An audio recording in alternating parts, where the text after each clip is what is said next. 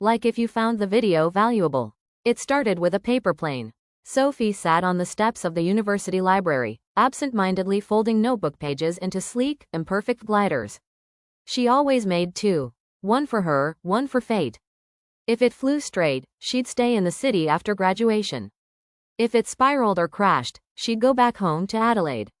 The first one landed neatly near the garden bench. The second one hit someone in the face. He was laughing before she even got up. "Is this your way of saying hi?" he asked, holding up the plane like a prized relic. Sophie blushed. "Sorry, I was deciding my future." "By airmail?" "Something like that." That was Jamie, kind, funny, and never quite where you expected him to be. He sat with her that afternoon, trading his coffee for one of her planes.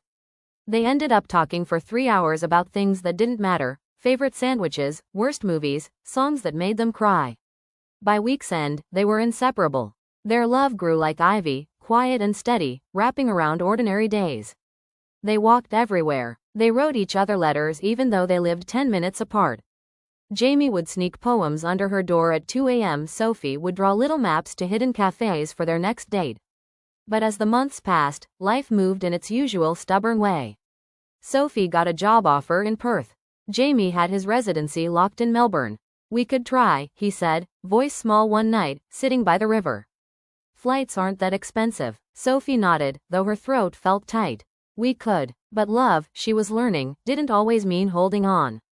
They broke up in autumn, quietly and without blame. She kept the last note he wrote her. "If we're meant to meet again, fold me into a plane and send me flying. I'll find you." Years passed. Sophie moved, changed cities, changed jobs. Jamie became a name she didn't say aloud. But every so often, she'd catch a whiff of cinnamon and old books, or see a paper plane wedged into a tree branch, and her heart would ache just a little. Then one rainy evening, while browsing a dusty second-hand bookstore in Melbourne, she found something odd tucked between the pages of a poetry book she used to love. A paper plane. On one wing. Still flying. On the other. The Whistling Kettle Cafe, Tuesday, 6 p.m. She stared at it for a full minute. It could be a coincidence. It could be some other Jamie. It could be nothing. But at 6 p.m. on Tuesday, she walked in, just in case. He was sitting at the window, same crooked smile, tapping a pencil against a notebook. "I sent that plane out 3 years ago," he said softly, not looking up. Sophie laughed, breath catching in her chest. "Well, I guess I caught it late." Jamie finally turned to her, eyes warm. "Just in time, I'd say." End.